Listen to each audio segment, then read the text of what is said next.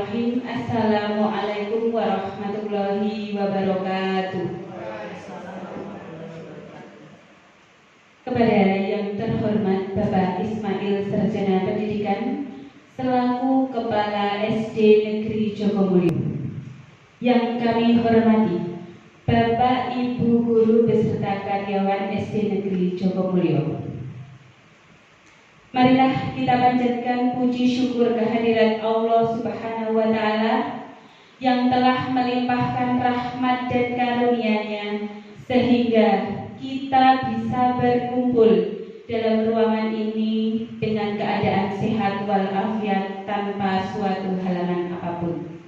Untuk itu, mari rasa syukur kita ikrarkan bersama dengan bacaan tahmid. Alhamdulillahirabbil alamin.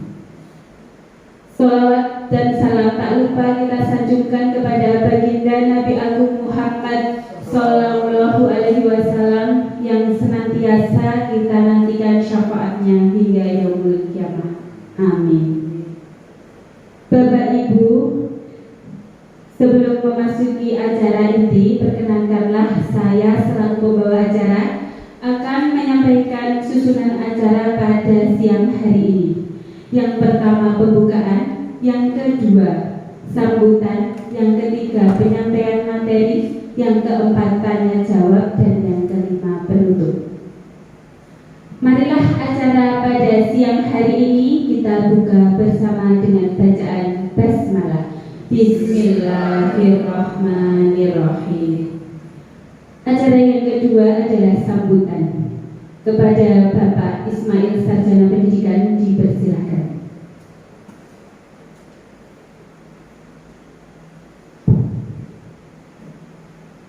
Assalamualaikum warahmatullahi wabarakatuh. Ibu Berbati selaku pemateri, Bapak Ibu Guru SD Negeri Jogomulyo yang saya hormati, pertama-tama marilah kita panjatkan puji syukur kehadirat Allah Subhanahu wa Ta'ala yang telah melimpahkan kesehatan kepada kita sehingga pada siang hari ini kita bisa berkumpul di tempat ini tanpa halangan suatu apapun. Untuk itu marilah kita membaca tahmid bersama-sama. Alhamdulillahirabbil alamin. Salawat dan salam semoga tercurahkan pada junjungan kita Nabi Muhammad SAW yang kita nantikan syafaatnya di yaumul kiamah nanti.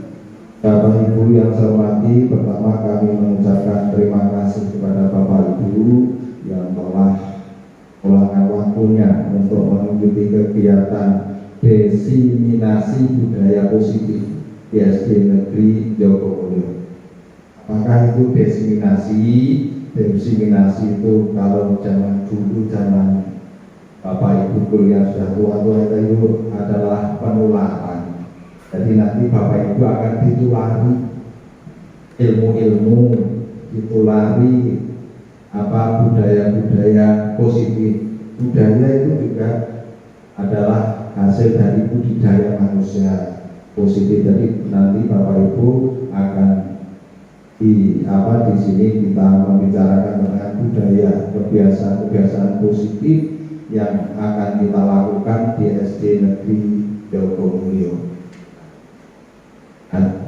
Selanjutnya kami juga mengucapkan terima kasih kepada Ibu Irna yang telah melaksanakan kegiatan ini sehingga kegiatan ini insya Allah nanti berjalan dengan lancar, mudah-mudahan, dan Bapak Ibu harus tetap semangat mengikuti. Dan pesan dari saya, kalau nanti sudah kita gali tentang budaya-budaya positif yang ada di SD Negeri Jogomulyo, yang paling penting adalah actionnya bagi kita, pelaksanaannya. Jadi kita sudah tahu budaya positif seperti ini, tapi nanti yang paling penting adalah prakteknya dalam kehidupan sehari-hari.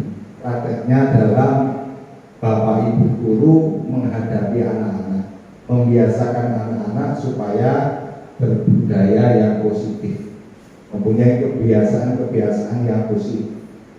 Itu yang kita harapkan dari pertemuan ini, dari pelatihan atau apa yang namanya pelatihan ini, desiminasi ini, desiminasi.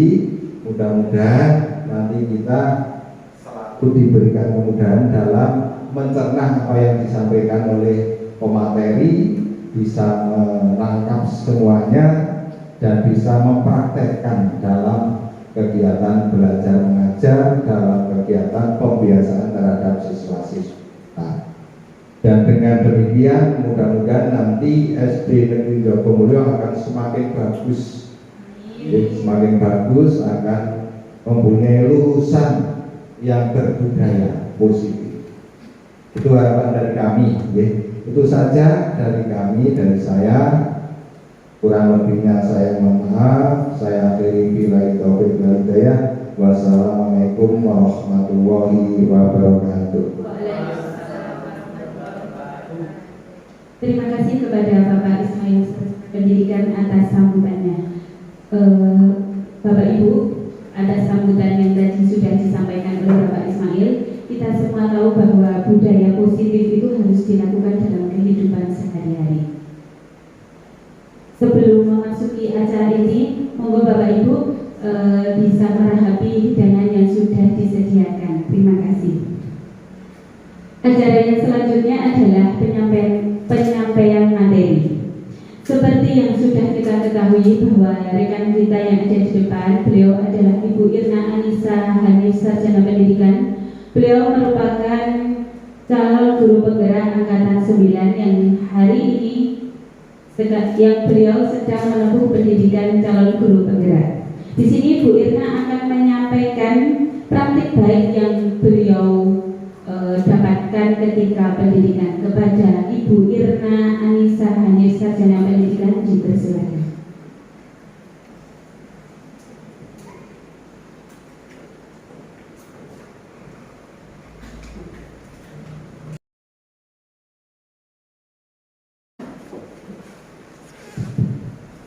Terima kasih Bu Ika.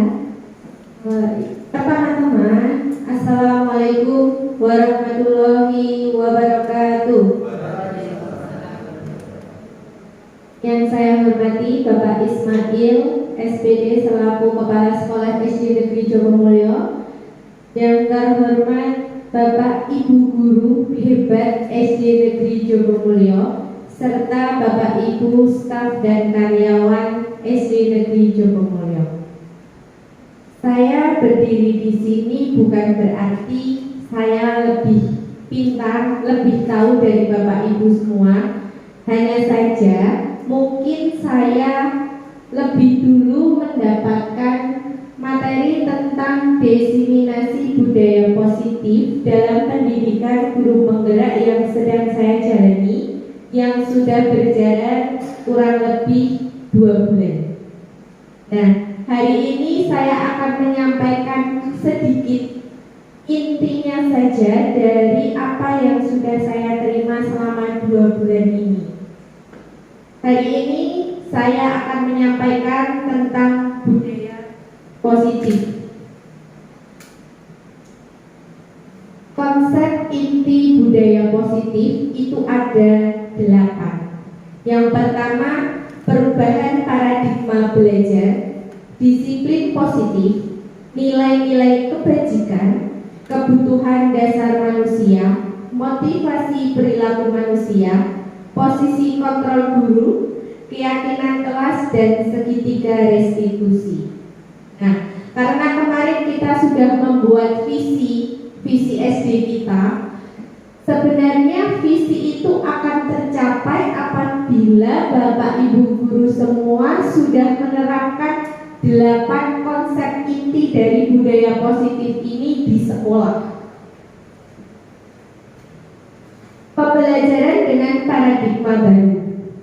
Pembelajaran dengan paradigma baru merupakan pembelajaran yang dirancang berdasarkan prinsip pembelajaran berdiferensi, sehingga para peserta didik belajar sesuai kebutuhannya berdasarkan tahap perkembangan sesuai teori psikologi modern untuk mewujudkan profil pelajar Pancasila.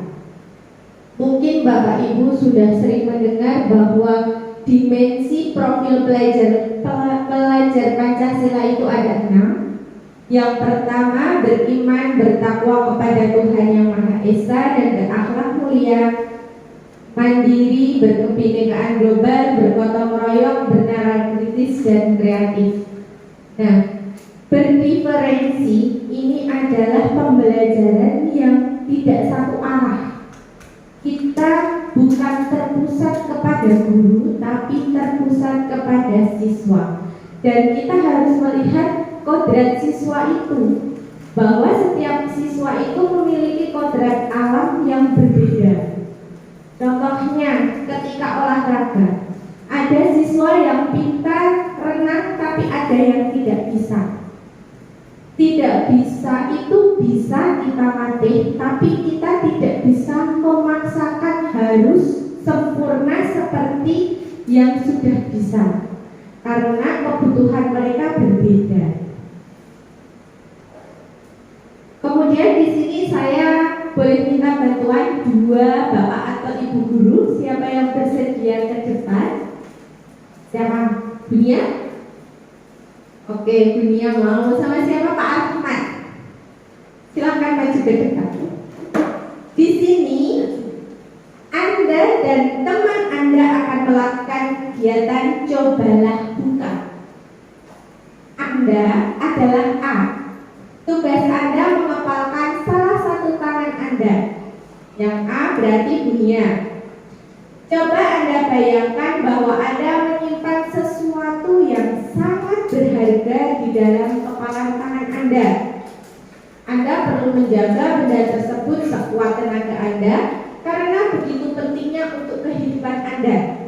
Tugas B, rekan Anda, Pak Rahmat, adalah mencoba dengan segala cara untuk membuka kepalan Bunia. Boleh membujuk, menghardik, mengintimidasi, memarahi, menggoda, menggelitik, jangan ya. Bahkan menawari dengan uang agar Anda bersedia membuka kepalan tangan Anda. Coba sekarang Bunia pikirkan apa hal terpenting dalam hidup Bunia. Boleh suami, boleh bebas. Bunia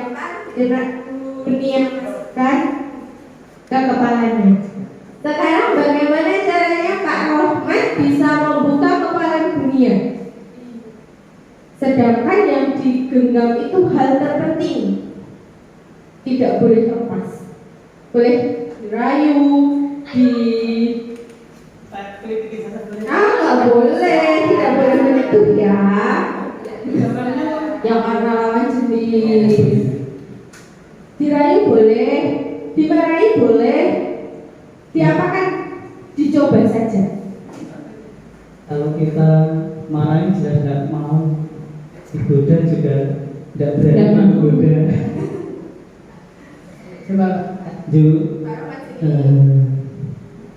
dibujuk, coba dibujuk. Kasih uang boleh. Boleh ini banyak. Sampai mau membukanya. Coba dibujuk.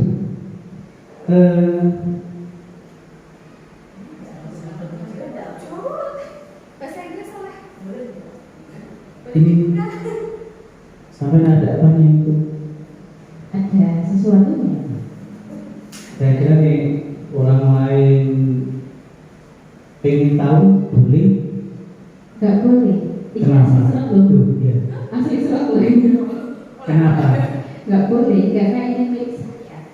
Gak mau saya lihatkan ke orang lain. Meskipun orang lain itu mungkin lebih spesial dari yang dipegang itu. Tidak boleh. Dimarahin boleh, dipaksa. Tidak boleh dibuka. Benar tidak boleh? Tidak boleh. Yakin tidak boleh? Tidak Oh, boleh lah. Gak boleh. Iya. Gak mau. Iya. Gak mau. Sekali aja. Gak mau. Sekali aja. Gak mau. Gak mau. Oh, nanti itu dibuka, tak kasih hadiah ya? Gak mau. Ada hadiah spesial buat kamu. Mau. Sejak menyerah. Iya. Gitu aja. Terima kasih kepada Bu Nia dan Pak Isam. Tepuk tangan untuk beliau.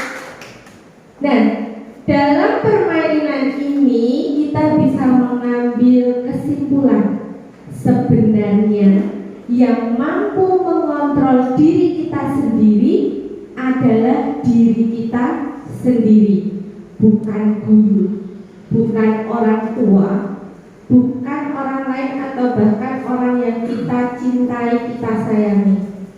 Yang mengontrol diri kita, diri murid-murid kita, bukanlah bapak ibu guru di sini. Yang dapat mengontrol mereka ingin melakukan kebaikan, keburukan adalah dirinya sendiri. Dari percobaan tadi, sebenarnya kita ada 4 miskonsepsi tentang teori kontrol yang dilakukan oleh guru. Yang pertama, ilusi guru mengontrol murid. Apakah Bapak Ibu guru di sini merasa bahwa Bapak Ibu guru di sini mampu mengontrol muridnya? Mungkin yang sudah senior atau yang seperti saya, saya bisa mengontrol. Nyatanya kelas 5 sama saya manut, sama saya takut. Tapi itu sebenarnya hanya ilusi kita, Bapak Ibu. Sebenarnya anak itu takut manut sama kita karena takut, bukan karena dari diri anak itu sendiri. Ilusi yang kedua, ilusi bahwa kritik dan membuat rasa bersalah mampu menguatkan karakter. Contohnya, ketika kita memarahi anak merasa dia bersalah, Yuda, Bu Irna itu menyesal sekali sudah mempercayakan piket kelas hari Senin kepada kamu karena ternyata kamu tidak piket. Yuda akan merasa bersalah. Dia besoknya akan piket. Tapi itu sebenarnya tidak membangun karakter anak. Karena anak itu tetap karena hanya takut dimarahi Bu Irna. Aku mesak karo Bu Irna, aku merasa bersalah. Kemudian yang ketiga, ilusi bahwa semua penguatan positif, efektif dan bermanfaat. Yang keempat, ilusi bahwa orang dewasa berhak memaksa. Kita tidak ada hak untuk memaksa murid atau anak kita di rumah. Pengubah paradigma stimulus respon ke pendekatan teori kontrol. Dalam stimulus respon, realitas kebutuhan kita sama. Yang kita ketahui saat ini, kebutuhan anak sama. Dia harus bisa matematika, harus bisa IPA, harus bisa bahasa Indonesia, bahasa Inggris. Sedangkan dalam teori kontrol, realitanya kebutuhan kita itu berbeda. Kebutuhan setiap anak, setiap guru itu berbeda. Semua orang melihat hal yang sama dalam stimulus respon, tapi dalam teori kontrol, setiap orang memiliki gambaran yang berbeda. Stimulus respon, kita mencoba mengubah orang agar berpandangan sama dengan kita. Dalam teori kontrol, kita berusaha memahami pandangan orang lain tentang dunia. Perilaku buruk dilihat sebagai suatu kesalahan. Semua perilaku memiliki tujuan. Orang lain bisa mengontrol saya dalam stimulus respon, tapi dalam teori kontrol hanya Anda yang bisa mengontrol diri Anda. Dalam stimulus respon, saya bisa mengontrol orang lain, tapi dalam teori kontrol mengatakan Anda tidak bisa mengontrol orang lain. Pemaksaan ada pada saat bujukan gagal, tapi kolaborasi dan konsensus menciptakan pilihan-pilihan baru. Model berpikir menang atau kalah dalam teori kontrol, model berpikir itu menang semuanya. Disiplin itu apa? Menurut Bapak Ibu, disiplin itu apa ya? Menurut Pak Edi, disiplin itu apa Pak Edi? Apa yang Pak Edi ketahui tentang kalau ada kata disiplin, dengar disiplin, nah itu apa menurut Pak Edi? Baik, kalau menurut pandangan yang saya tahu, disiplin itu ragam atau berpola. Taat gitu ya. Beratnya seperti anak disuruh masuk sesuai jam 7 ya, jam 7 itu namanya disiplin, lebih ke pola gitu ya. Oke, terima kasih Pak Edi. Nah, menurut Pak Edi disiplin itu berpola, ada aturan dan taat. Makna disiplin dan nilai-nilai kebajikan dalam pendidikan guru penggerak mengambil dari teori Bapak kita, Bapak Ki Hajar Dewantara, menyatakan bahwa di mana ada kemerdekaan, disitulah ada disiplin yang kuat. Sungguh pun disiplin itu bersifat self-disiplin, yaitu kita sendiri yang mewajibkan kita dengan sekeras-kerasnya, tetapi itu akan sama saja. Sebab jikalau kita tidak cakap melakukan self-disiplin, wajiblah penguasaan lain mendisiplinkan diri kita. Dan peraturan demikian itulah harus ada di dalam suasana yang merdeka. Ki Hajar Dewantara, Pemikiran Konsepsi Keteladanan Sikap Merdeka, cetakan kelima tahun 2013 halaman 470. Selain dari Bapak KHD, ada Din menyatakan bahwa arti kata disiplin berasal dari bahasa Latin disiplin, yang artinya belajar. Kata disiplin juga berasal dari akar kata yang sama dengan disip atau murid atau pengikut. Untuk menjadi seorang murid atau pengikut, seseorang harus paham betul alasan mengapa mereka mengikuti suatu aliran atau ajaran tertentu, sehingga motivasi yang terbangun adalah motivasi intrinsik, bukan ekstrinsik. Intrinsik itu berarti dari dalam diri kita, dari dalam diri murid, bukan karena faktor takut dengan guru. Makna disiplin: seorang guru yang memiliki disiplin diri berarti mereka bisa bertanggung jawab terhadap apa yang dilakukan karena mereka mendasarkan tindakan mereka pada nilai-nilai kebajikan universal. Ini contohnya, berangkat awal karena takut sama bapak. Itu berarti bukan intrinsik, tapi itu ekstrinsik.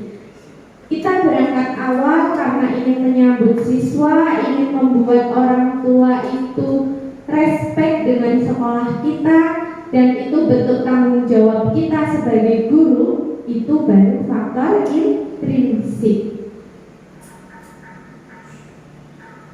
Disiplin positif merupakan salah satu cara penerapan disiplin yang bertujuan untuk menumbuhkan kesadaran serta memberdayakan untuk melakukan sesuatu tanpa adanya ancaman, hukuman, ataupun penghargaan. Nilai-nilai kebajikan, nilai yang disepakati bersama lepas dari suku bangsa, agama, bahasa maupun latar belakangnya. Contoh nilai kebajikan institusi atau organisasi jelas. Dalam P5 ada 6 dimensi. Dalam IBO ada toleransi, rasa hormat, integritas, mandiri, menghargai, antusias, empati, keingintahuan, kreativitas, kerjasama, percaya diri, dan komitmen.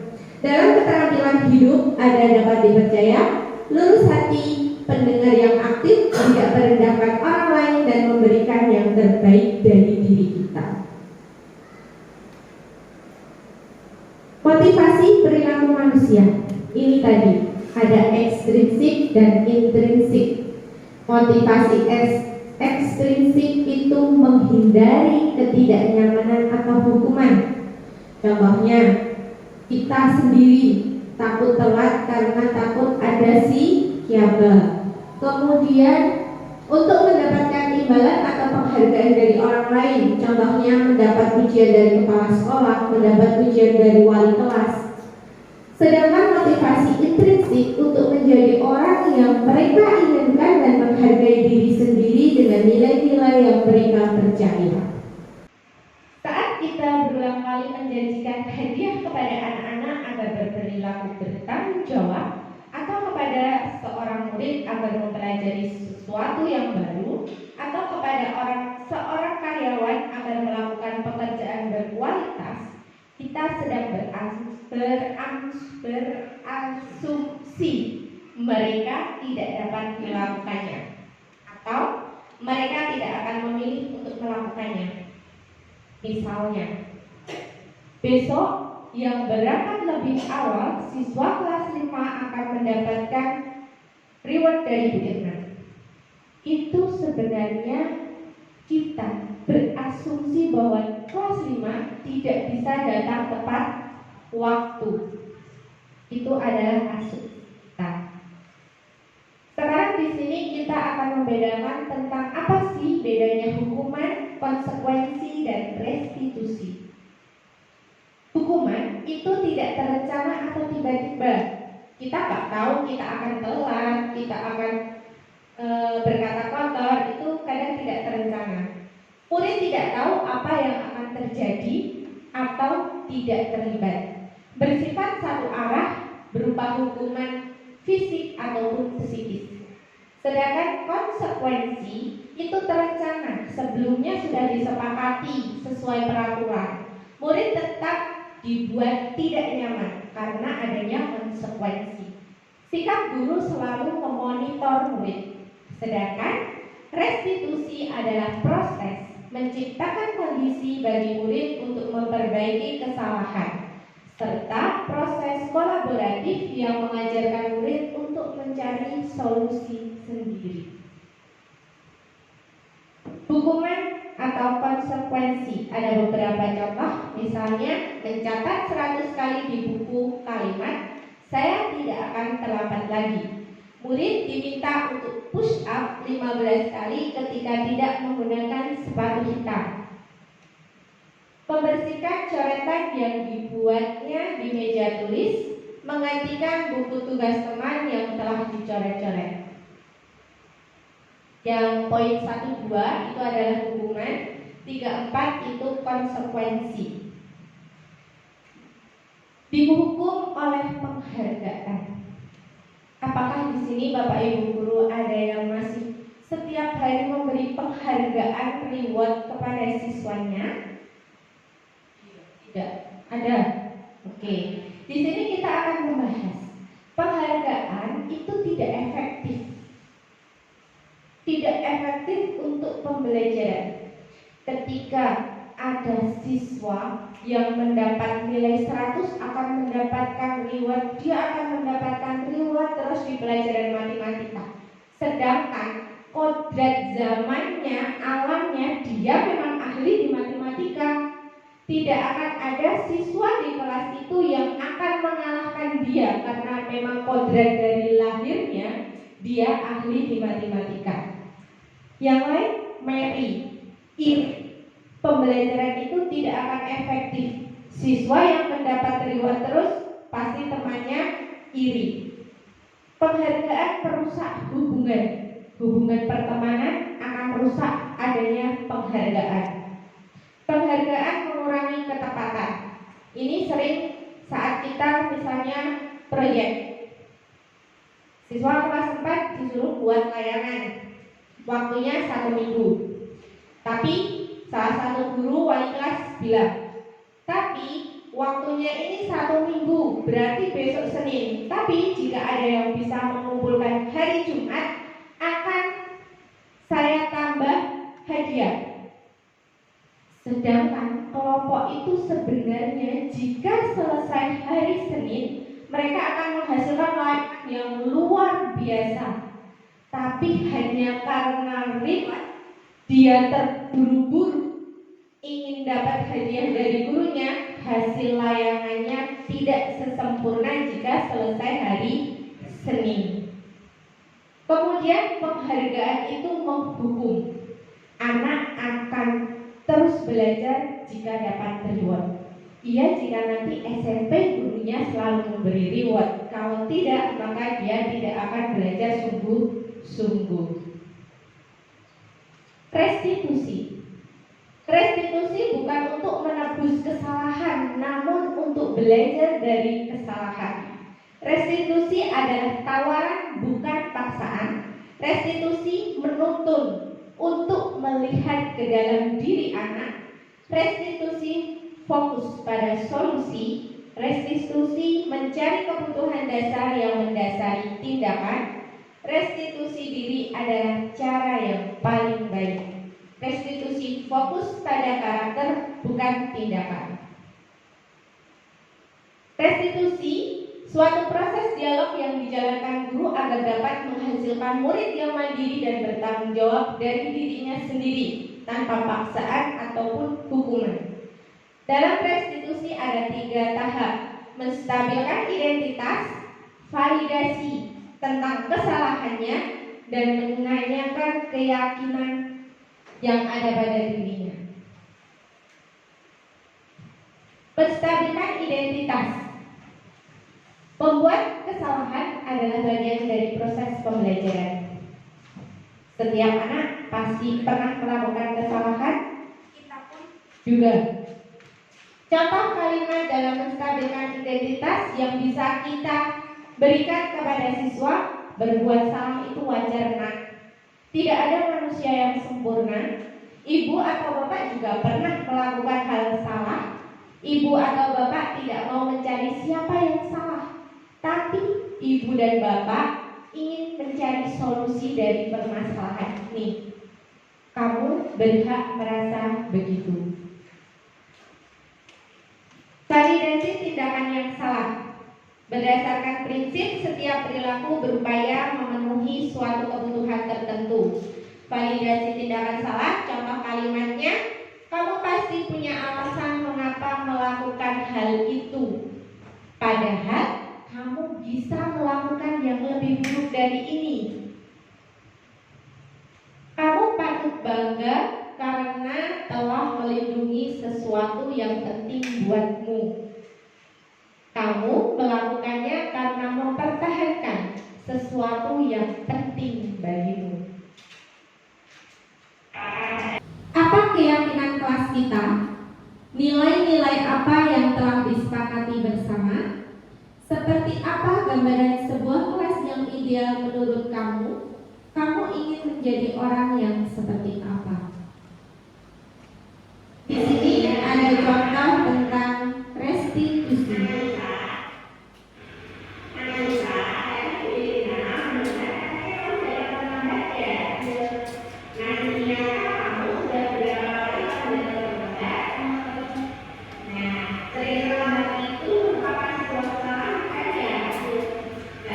Ini tahap 2, validasi tindakan.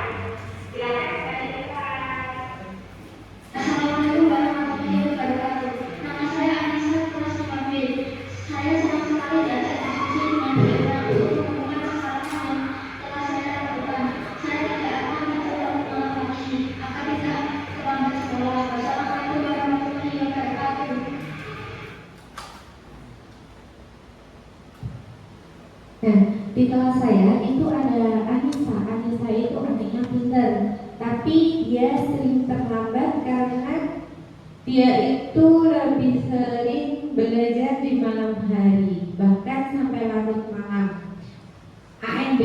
itu dia juga sampai malam. Tapi saya mencoba mempraktekkan segitiga restitusi dan dia mampu mencari solusinya sendiri. Kenapa restitusi itu penting?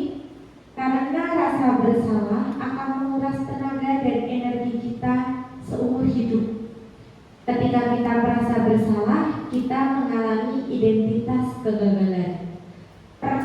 Perasaan bersalah membuat kita terperangkap pada masa lalu di mana kita sudah tidak bisa berbuat apa-apa lagi. Keyakinan kelas. Mengapa yang harus kita terapkan itu keyakinan kelas, bukan kesepakatan ataupun peraturan kelas?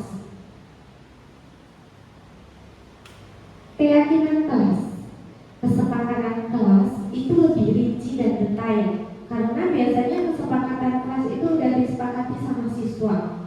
Kesepakatan kelas lebih konkret dan lebih mirip pada peraturan kelas, tapi dalam kesepakatan kelas itu biasanya masih muncul hukuman atau konsekuensi. Sedangkan dalam keyakinan kelas itu bersifat lebih abstrak, berisi nilai-nilai kebajikan yang diyakini secara universal. Jadi kesepakatan kelas itu biasanya masih menggunakan kalimat negatif, tidak boleh datang terlambat. Tapi dalam keyakinan kelas kita harus merubah kalimat itu menjadi kalimat positif. Datang tepat waktu.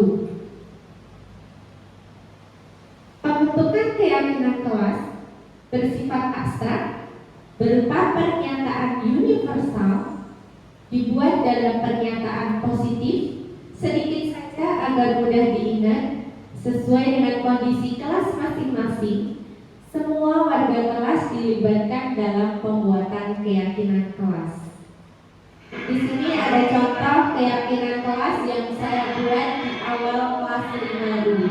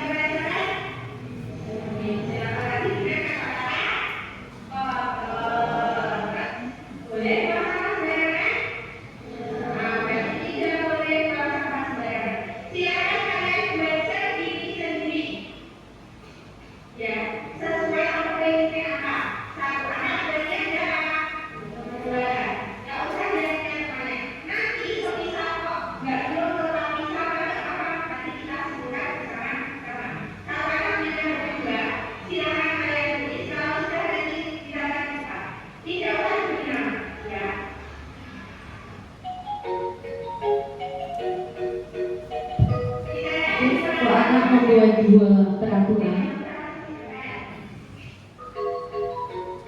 tapi peraturan itu masih kalimat negatif.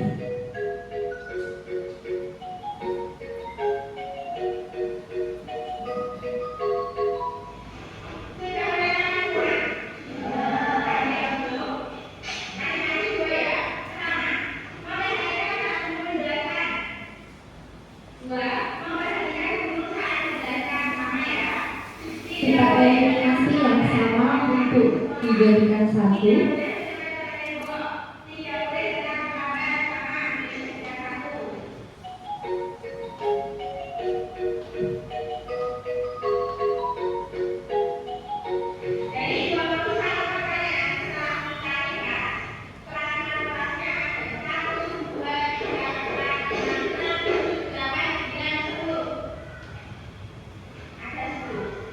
Yang pertama, kalau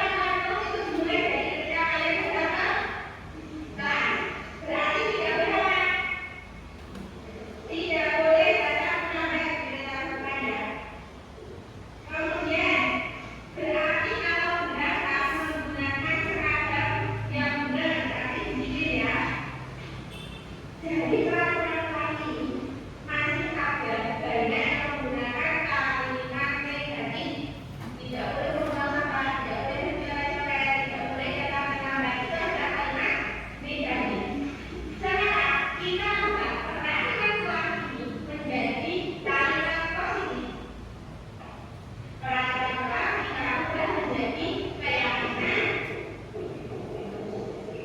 kalau keyakinan kelas menggunakan kalimat yang positif.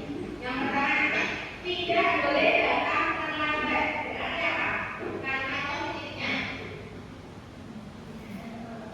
datang tepat waktu. Jangan ada tepat waktu yang tepat waktu. Berarti kalian beda dengan dasar ya. Berarti kan datang dan pulang tepat. Dari peraturan tadi sudah kita buat sebagai kalimat positif. Yang pertama, datang dan pulang tepat waktu. Datang di dalam semua fasilitas sekolah. Ada yang mau menambahkan lagi? Sudah cukup kita berapa? Nah, kalau kalian sudah cukup dan menyetujui semua kalimat positif ini, bolehkah kalimat positif ini kita jadikan keyakinan kelas? Boleh. Oke, kalau kalian setuju, silakan kalian buka. Boleh kalian beri nama di bawah atau ada lagi di bawah. Nanti beri nama bawah sebagai bukti kalau kalian sudah setuju ini dan nanti kita buatkan posternya. Terus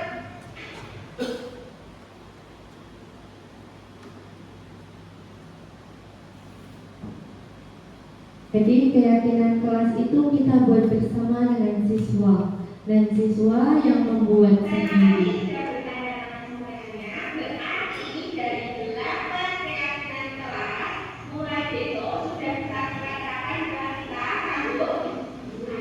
Berarti harus mentaati semuanya dari 8 keyakinan kelas.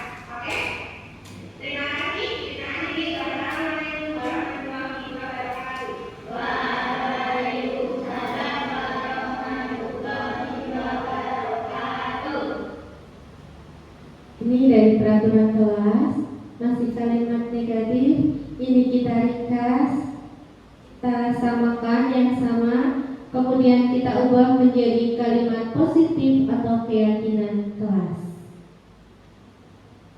Dan keyakinan kelas ini bisa dilihat di kelas 5B di Bapak Ibu, itu ada tanda tangan siswanya juga. Dari semua budaya positif, dari keyakinan kelas dan semua yang sudah kita paparkan tadi, kita tidak akan pernah lupa akan kebutuhan dasar manusia. Semua itu akan bisa berjalan beriringan apabila kebutuhan dasar manusia itu juga terpenuhi. Kebutuhan yang pertama yaitu kebutuhan bertahan hidup, makan, pakaian, tempat tinggal, keamanan, serta kesehatan. Yang kedua, rasa kasih sayang dan rasa diterima. Rasa diterima, dipedulikan, berbagi, kerjasama, menjadi bagian dalam kelompok. Yang ketiga, penguasaan, harga diri, keinginan untuk dianggap memimpin, berprestasi, diakui dan didengarkan. Yang keempat, kebebasan, mandiri, memiliki pilihan, mencoba hal baru, mampu mengendalikan dirinya. Yang terakhir adalah kesenangan, bermain, humor, antusiasme, dan tertawa. Kebutuhan dasar manusia adalah sesuatu yang kita lakukan untuk mendapatkan apa yang kita inginkan. Seluruh tindakan yang kita lakukan memiliki tujuan tertentu, dan semua usaha terbaik yang kita lakukan adalah dalam rangka agar kebutuhan dasar kita terpenuhi dengan baik. Posisi kontrol guru. Nah, ini penting sekali untuk Bapak Ibu guru ketahui. Di mana sih posisi kontrol kita? Udah benar belum ya posisi kontrol kita sebagai guru? Nah, di sini dijelaskan bahwa posisi kontrol guru itu ada 5 posisi. Yang pertama sebagai penghukum, pembuat merasa bersalah, teman, pemantau, dan manajer. Dari 5 posisi kontrol ini, yang paling tepat kita harus ada di posisi manajer. Bukan sebagai penghukum, bukan sebagai pembuat merasa bersalah, bukan juga bertugas sebagai teman murid kita dan juga bukan sebagai pemantau murid kita. Contoh penerapan 5 posisi kontrol guru. Di sini ada sebuah kasus siswa tidak memakai atribut lengkap saat upacara bendera. Sebagai guru penghukum, kita akan melakukan hukuman yang berlaku. Misal di sebuah sekolah berlaku hormat pada bendera selama 1 jam. Itu adalah konsekuensi dari kasus itu, maka guru penghukum akan melakukan itu. Nak, kamu sudah melanggar, silahkan kamu hormat pada bendera selama 1 jam. Itu adalah sebagai posisi penghukum. Dalam kasus yang sama, sebagai pembuat merasa bersalah, seorang guru akan berkata, berapa kali ibu atau bapak harus memberitahu kamu, nak, kamu selalu saja mengecewakan bapak atau ibu guru. Nah, itu adalah posisi pembuat merasa bersalah. Guru membuat siswa itu untuk merasa bersalah. Di kasus yang sama, guru sebagai teman akan berkata, ayo dong ikuti aturan sekolah, tolong bantu bapak ibu yang ada di sini sekali ini saja. Ya sudah, tidak apa-apa untuk hari ini kamu melakukan kesalahan, tapi lain kali jangan dilakukan lagi. Itu adalah sebagai teman. Kemudian guru sebagai pemantau akan berkata, kamu sadar sudah melanggar peraturan sekolah, kamu tahu konsekuensinya. Setelah upacara, silahkan kamu beri atribut di koperasi dan jangan diulangi lagi. Itu sebagai pemantau. Dan bisa kita lihat, kita sebagai manajer, kita akan bertanya, apakah kamu tahu kesalahanmu, nak? Apa? Kemudian kira-kira bagaimana kamu akan memperbaikinya. Jadi anak itu mikir, oh atributnya saya itu nggak lengkap. Dia akan berpikir gimana solusinya. Itu adalah sebagai manajer. Di sini ada contoh ya Bapak Ibu guru, kalimat posisi kontrol apakah kita jika kita berkata, saya kecewa sekali dengan kamu. Itu contoh kalimat apa Bapak Ibu? Sebagai guru penghukum, guru teman, manajer, atau pembuat merasa bersalah. Kita cek. Ya betul, kita sebagai guru pembuat merasa bersalah. Yang kedua, kamu tidak pernah benar melakukannya, nak, mas, mbak. Itu kita sebagai apa ya? Kita cek ya, penghukum. Iya betul, kita sebagai penghukum biasanya mengatakan hal itu. Yang ketiga, apa rencanamu untuk menyelesaikan masalah ini? Sebagai apa? Manajer. Kita cek. Oke, benar. Ayolah lakukan demi bapak ibu, nak. Teman, cek ya. Oke, betul. Kamu tidak akan mendapatkan nilai jika tidak mengerjakan tugas. Apa? Pemantau? Cek ya, betul. Penutup. Dalam penerapan program disiplin positif, kalau sudah penutup senang. Iya. Hendaknya guru memiliki standar kepribadian profesional dan sosial yang baik, di mana guru mampu merefleksikan dirinya dalam posisi kontrol saat ini. Bagaimana perjalanan dirinya sebagai among atau manajer yang menuntun murid-muridnya menjadi insan yang mandiri, berdikar, dan bertanggung jawab. Ini adalah standar nasional pendidikan saat ini. Jadi seorang guru itu sebagai penuntun, bukan penuntut. Saya mau tanya Bapak Ibu, bagaimana diseminasi hari ini? Apakah ada informasi baru dari yang sudah saya sampaikan? Oke, terima kasih. Terima kasih atas perhatiannya. kembalikan ke moderator.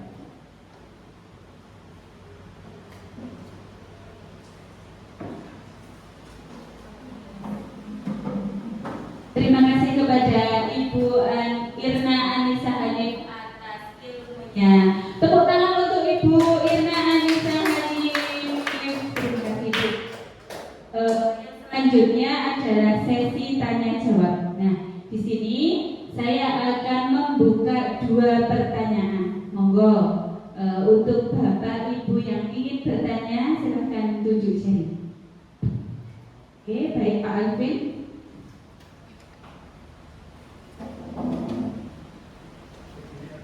Ya, silakan Pak Alvin, mohon maaf, silakan Bapak bisa berdiri, disebutkan namanya Bapak dan mungkin Bapak mengampu bidang apa di SD ini. Terima kasih untuk Bu Irna.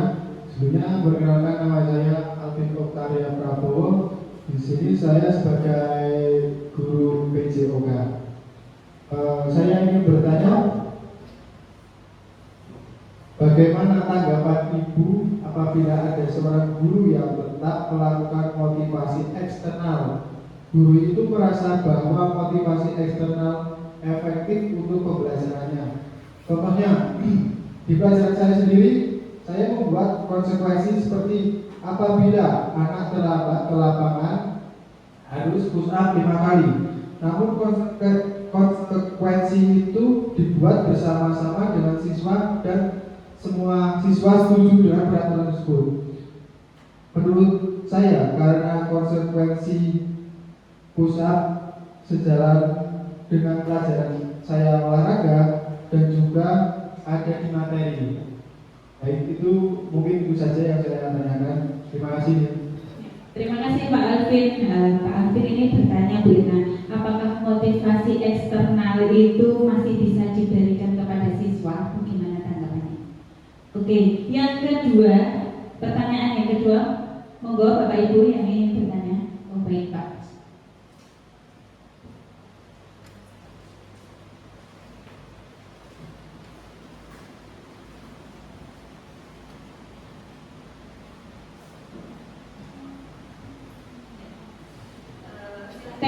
Silakan untuk berdiri Pak. Terima kasih waktunya. Assalamualaikum warahmatullahi wabarakatuh. Perkenalkan saya Joko Prasetyo. Kebetulan saya di sini kedudukannya sebagai guru kelas. Dari disiplin yang Bu Irna sampaikan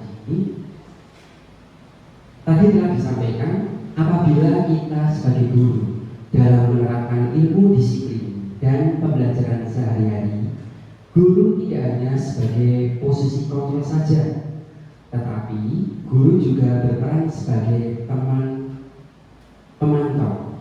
Nah, yang menjadi pertanyaan saya, apabila kita melakukan itu, apakah berpengaruh dalam karakter anak dalam kehidupan sehari-hari atau dalam kelas?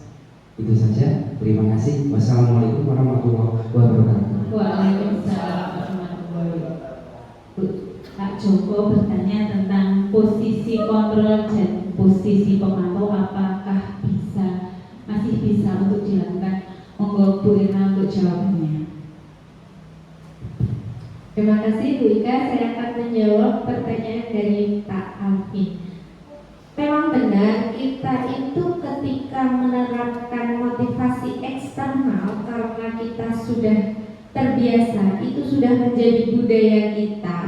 Anak itu memang akan, oke, aku akan nggak telat, nanti tidak disuruh push up. Nah, di situ sebenarnya anak itu motivasinya bukan dalam pembelajarannya yang ingin didapat, tapi takut untuk hukuman yang akan diterima. Tapi tidak memungkiri bahwa itu memang sangat efektif untuk kita ketika ada hukuman. Anak tidak terlambat, tapi itu hanya untuk jangka pendek.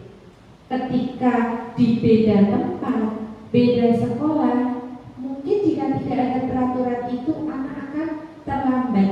Jadi itu tidak akan ada di diri anak. Kita harus bisa pelan-pelan merubah motivasi eksternal itu menjadi motivasi internal. Contohnya kita melakukan pendekatan kepada anak.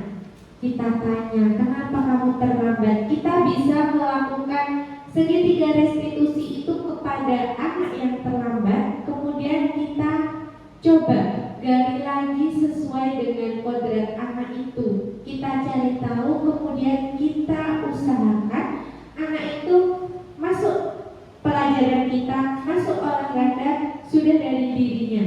Itu tidak mudah, itu butuh proses.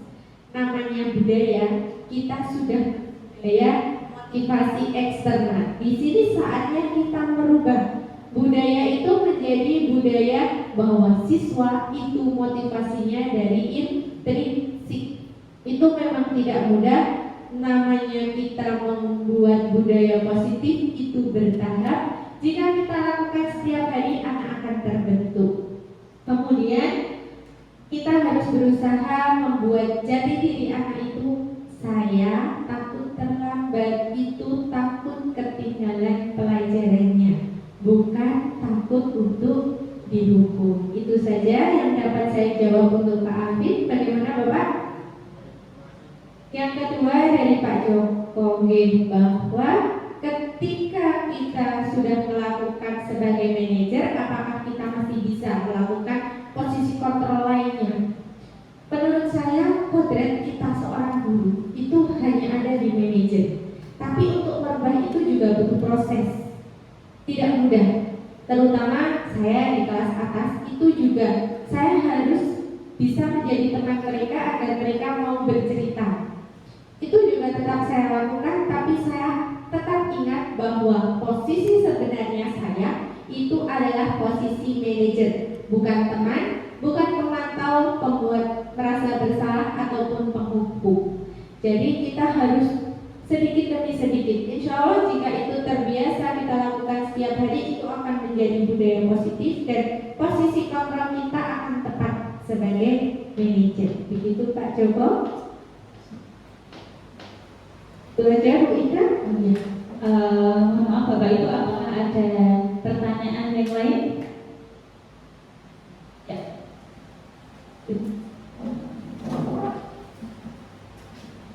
Baik, Bapak Ibu, untuk kegiatan hari ini kita semua tahu bahwa disiplin budaya, disiplin positif itu bisa dilakukan dengan step by step, gitu. Nah, acara yang terakhir yaitu penutup. Saya selaku pembawa acara mohon maaf apabila ketika membawakan acara pada siang hari ini ada salah kata atau tutur kata yang kurang berkenan di hati Bapak Ibu semua. Marilah kita tutup acara pada siang hari ini dengan doa kafaratul majlis.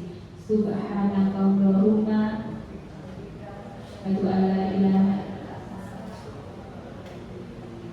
Akhirul kalam, billahi taufiq wal hidayah. Wassalamualaikum warahmatullahi wabarakatuh.